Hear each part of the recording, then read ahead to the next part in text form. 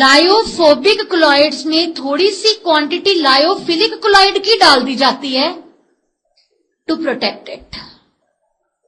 वो lyophilic colloid उस lyophobic colloid के इर्द गिर्द एक एनवेलप बना देता है। That is known as protective action of lyophilic colloids. मैं डेली लाइफ की एग्जांपल्स लेती हूं। चाइनीज डिशेस खाते हो, चाइनीज डिशेस की ग्रेवी और हम जो नॉर्मल रोजमर्रा जिंदगी में खाना खाते हैं उसकी ग्रेवी में डिफरेंस होता है। मंचूरियन बनाते हैं, मंचूरियन की ग्रेवी में, कोई भी चाइनीज डिश की ग्रेवी के बीच में थोड़ा कॉर्नफ्लोर डलता है। Cornflour is nothing but it is starch. वो उसकी ग्रेवी के लिए एक प्रोटेक्टिव एक्शन का काम करता है। That is known as protective action of lyophilic colloids for lyophobic. Fish को प्रोटेक्ट करने के लिए उसको दही और हल्दी के मिक्सचर के बीच में डिप करके रखा जाता है आधे पौने घंटे के लिए, बिकॉज दही और उसका मिक्सचर उसके इर्द गिर्द एक एनवेलप बना देता है एंड दैट प्रोटेक्ट्स इट। दही एंड हल्दी का mixture is a lyophilic colloid. लोग तो बड़े कॉमनली ये बोलते हैं कि अब मार्केट में इतने कंडीशनर्स आ गए, हेयर कंडीशनर। पुराने टाइम पर लोग एग के वाइट को, एल्ब्यूमिन को शेक करके सिर पे लगाते थे बालों के लिए। वो प्रोटेक्टिव एक्शन का काम करता था जो कंडीशनर काम करता है। That is known as protective action of albumin of egg. So protect, जैसे कोएगुलेटिंग पावर थी इलेक्ट्रोलाइट की, वैसे ही प्रोटेक्टिव एक्शन लायोफिलिक कोलॉइड्स का एक नंबर से डिटरमिन किया जाता है और उस नंबर को कहा जाता है gold number. Protective action of colloids is determined by a number which is known as gold number. Why lyophilic colloids are highly stable. Gold number की डेफिनेशन बिना डायग्राम के कभी भी नहीं लर्न होनी। Lyophilic colloids are highly stable due to extensive solvation of lyophilic colloids. What do you mean by protective action of lyophilic colloids? When a lyophilic sol is added to lyophobic colloidal particles, lyophilic particles form envelope by adsorption around lyophobic particles. आपके notes में ये ठीक है। And thus protect them from action of electrolytes. उनके precipitates नहीं बन सकते। These lyophobic solutions, no, these lyophilic solutions are known as protective colloids. Lyophilic solutions are known as protective colloids. For example, gelatin, egg albumin, gum arabic, potato starch.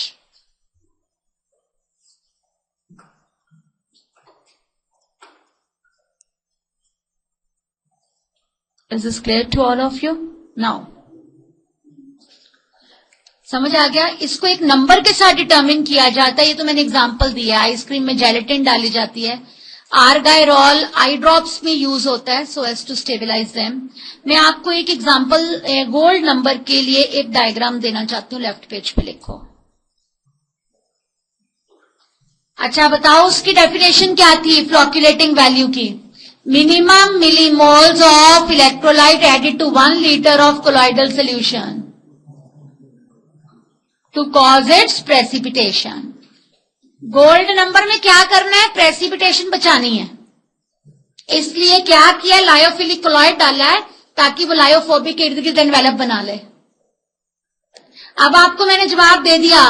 Potassium ion की deficiency से blood clotting क्यों नहीं होती? Blood negatively charged colloid है, potassium ion is positive. पुराने time पर जब इतने सारे आपके आफ्टर शेव लोशंस नहीं होते थे, लोगों के घरों में एलम होती थी, फटकरी। कहीं कट लग जाता था तो उसके ऊपर फटकरी रगड़ दी जाती थी, because aluminium 3 positive ions and potash alum के positive ions are used for causing that blood clotting. Blood is negatively charged colloid, उसका प्रेसिपिटेट बना के उसको रोकना है, उसके ऊपर पॉजिटिव आयन होना चाहिए। अगर बॉडी में के पॉजिटिव आयंस की कमी है तो ब्लड क्लॉटिंग नहीं होती। सो गोल्ड नंबर के डेफिनेशन को लर्न करने के लिए एक तरीका दिया है। 10 ml ऑफ गोल्ड सॉल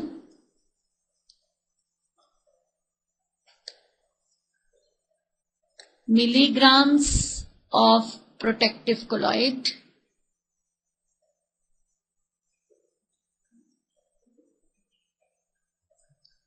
इन्होंने प्रोटेक्ट करना है और 1 ml of 10% NaCl इसने कोएगुलेट करना है।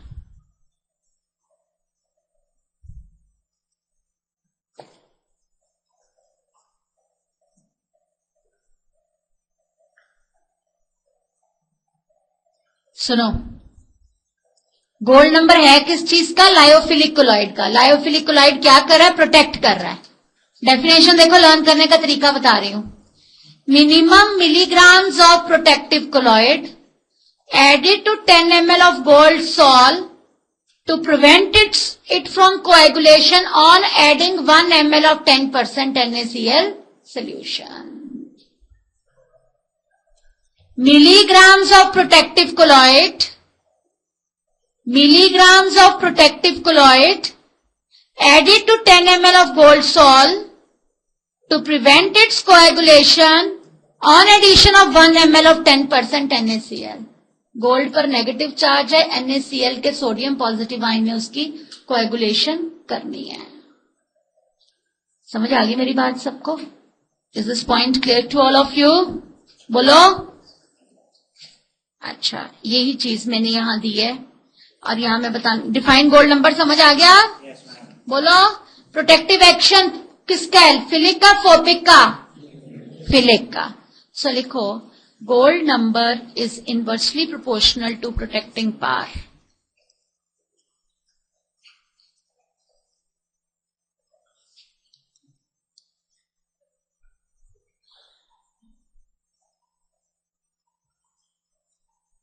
इधर देखो,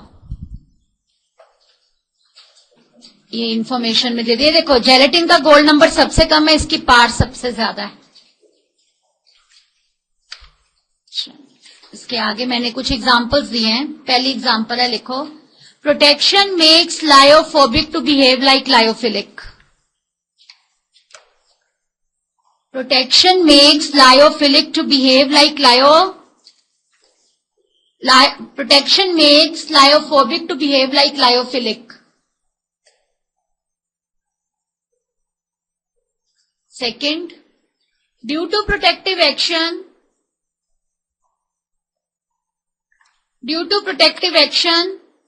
certain medicines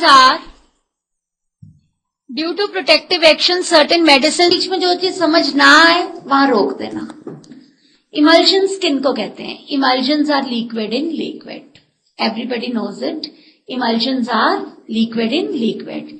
जब डिस्पर्स्ड फेज भी लिक्विड होता है और जब डिस्पर्शन मीडियम भी लिक्विड होता है, उनको कहते हैं emulsions. Am I clear? Now, कितने तरीके की इमल्शंस होते हैं?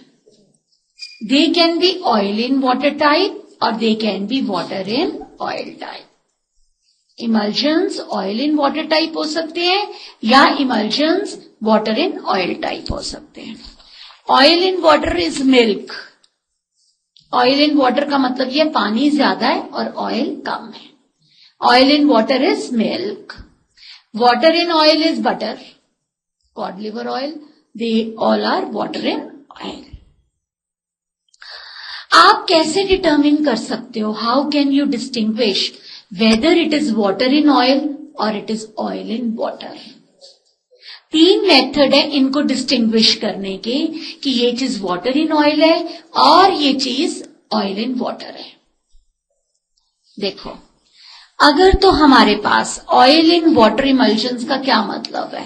What is the meaning of word oil in water emulsions? Oil in water emulsions का क्या मतलब है? मैंने बता दिया आपको, जब पानी ज्यादा है और ऑयल कम है। 2 तरीके की क्रीम्स होती हैं। एक होती है कोल्ड क्रीम, एक होती है वैनिशिंग क्रीम।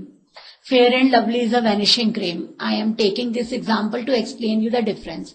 अगर आप उस क्रीम को अपने मुंह पर लगाओगे ना, तो वो गर्मियों में लगाई जाती है, क्योंकि गर्मियों में ऑयल की क्वांटिटी कम चाहिए।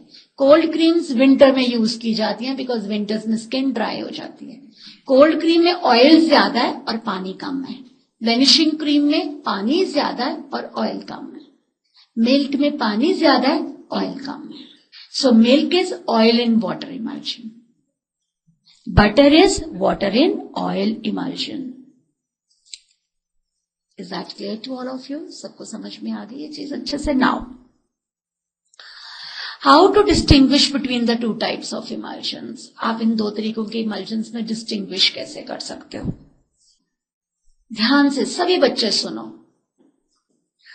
अब मुझे नहीं पता कि ये वाटर इन ऑयल है, उसमें पानी ज्यादा है कि उसमें ऑयल ज्यादा है। Try to understand. मैंने एक ऑयल सॉल्युबल डाई ली लाल रंग की, रेड कलर की एक ऑयल सॉल्युबल डाई ली। मुझे नहीं पता कि जो इमल्शन मेरे पास है उसमें ऑयल ज्यादा है कि उसमें पानी ज्यादा है, whether it is oil in water और it is water in oil. मेरे पास दो सिचुएशंस क्रिएट हो सकती हैं। एक सिचुएशन हो सकती है लाल रंग की थोड़ी थोड़ी बूंदें बन गई। दूसरी सिचुएशन क्रिएट हो सकती है पूरा बेस ही लाल बन गया। अगर तो बेस लाल बन गया तो मतलब ये ऑयल था, अगर बूंदे लाल बनी तो ये ऑयल था, क्योंकि मैं ऑयल सॉल्युबल डाई ले रही हूं। अगर ये सिचुएशन आती है it is oil in water, अगर ये सिचुएशन आती है it is water in oil. This is one test to determine whether it is water in oil और it is oil in water. We are doing emulsions. Emulsions, paint is emulsion. Emulsion is liquid in liquid. Am I clear? Now, दूसरा test क्या कहता है?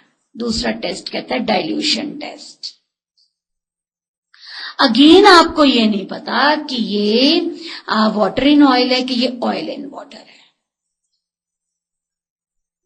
आपने पानी डाला, दो situations arise हो सकती हैं। या तो क्या हो सकता है वो चीज डाइल्यूट हो गई, या दूसरी सिचुएशन क्या आ सकती है पानी ने एक अलग लेयर ही बना ली। अगर पानी ने अलग लेयर बनाई इसका मतलब ये चीज तेल था तभी उसने अलग लेयर बनाई। अगर वो डाइल्यूट हो गया इसका मतलब ये भी पानी था, वो चीज पानी में ही मिक्स हो गई। सो अगर ऐसी सिचुएशन आती है पानी ऐड करने पर it is oil in water. अगर ऐसी सिचुएशन आती है it is water in oil. समझ आ रहा है जो मैं बोल रही हूं? Have you understood this? Is that clear to all of you? Speak out. Okay. तीसरा एक्सपेरिमेंट कहता है इलेक्ट्रिकल कंडक्टिविटी टेस्ट। बेटे मैं तुम्हें कहती हूं आपने थोड़ा सा इलेक्ट्रोलाइट लिया AB, उसको आपने पानी में घोला और ये बन गए A पॉजिटिव और B नेगेटिव। अब आपने क्या किया, जो इमल्शन आपने देखनी है आपने उसके बीच में डाल दी। थोड़ा सा इलेक्ट्रोलाइट A भी डाल दिया, लेट अस सपोज इसी में एज सच डाल दिया। अगर तो मीडियम पानी होगा ये उसमें टूट जाएगा, इलेक्ट्रिकल कंडक्टिविटी बढ़ जाएगी। अगर मीडियम पानी नहीं होगा और पानी बिल्कुल थोड़ा सा होगा तब ये उतनी अच्छी तरह से नहीं टूटेगा और इलेक्ट्रिकल कंडक्टिविटी पर कोई फर्क नहीं पड़ेगा। अगर इलेक्ट्रोलाइट डालने पे इलेक्ट्रिकल कंडक्टिविटी पे फर्क पड़ा इसका मतलब ज्यादा चीज पानी है। It means this type of situation is O in W। Is it clear to all of you?